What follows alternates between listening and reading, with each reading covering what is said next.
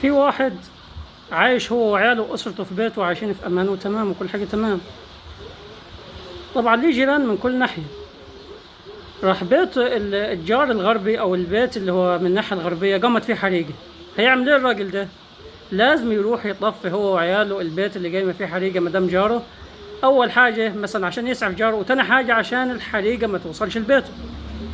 طيب هو وعياله هيطفوا في الحريقة اللي من الناحية الغربية. راحت قامت حريقة في البيت اللي مجورهم من قبلي الناحية القبلية. يعمل ايه الراجل؟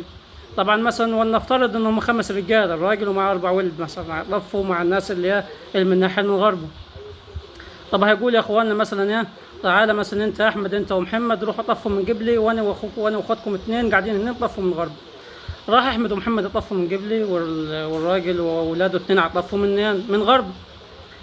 وهوبا وهم شغالين يطفوا في الحريقة الغربية والحريقة القبلية قامت حريقة في الناحية الشرقية. يعملوا ايه؟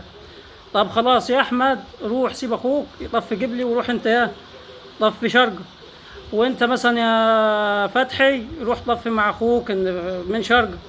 نقسموا بعضينا يا على كل الجهات علشان خاطر نحموا بيتنا من الحرائق اللي جايمه على كل الجهات دي. راحت جايمه حريقه فين؟ من الناحيه البحريه. راح وزع الراجل كل ناحيه فيها واحد وهو قاعد في النص عمال يوجه فيهم: يا اخواننا حاسبوا حاسب، ارموا ويا انت مبحر، وارموا ويا انت مقبل، وارموا ويا مشرق، وارموا ويا مغرب علشان خاطر نحموا بيتنا وما فيش حريقه توصل للبيت. يعمل ايه الراجل ده؟ هل يلم عياله كلهم ويروح يطفوا في ناحيه ويسيبوا البيت يولع من كل ناحيه؟ هل يلم عياله كلهم ويطلعوا بره البيت ويسيبوه يولع يكشي يولع ويغرف داهيه؟ لا ما ينفعش. اهو ده الوضع اللي محطوط فيه الجيش المصري بالظبط. هيدافع عن بلد كل حدودها عباره عن جهنم الحمراء. يعني هات لي اي دوله في العالم كده جميع حدودها جميع الجهات كلها كده حواليها، وجميع اي بلد مجاوره ليها قايمه فيها النار زي مصر. ليبيا من غربها والارهاب والزفت، وجيب لي السودان وحمتي والزفت بتاع حمتي، وهو شرقيك اسرائيل مستنيه اي فرصه عشان خاطر ترجع او تاخد سينا تاني زي ما خدتها اولا وطردناها منها. وبحريق تركيا والدول اللي طمعانه في حدودك المائيه وفي ابارك اللي انت هتطلع منها غاز وبترول ومش عارف ايه. الجيش المصري يا اخواننا مهمته الدفاع عن الامن القومي المصري، مش يحارب الحرب ما تخصوش، او حرب مش هو طرف فيه.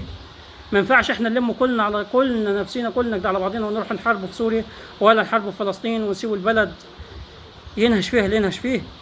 الجيش المصري مهمته الدفاع عن امن مصر. الجيش المصري اني وانت واخوك واخويا وكلنا كنا عساكر في الجيش المصري، واخواتنا هيبقوا عساكر في الجيش المصري. الجيش المصري هو الشعب المصري، مهمته الدفاع عن اهله وحدود بلده.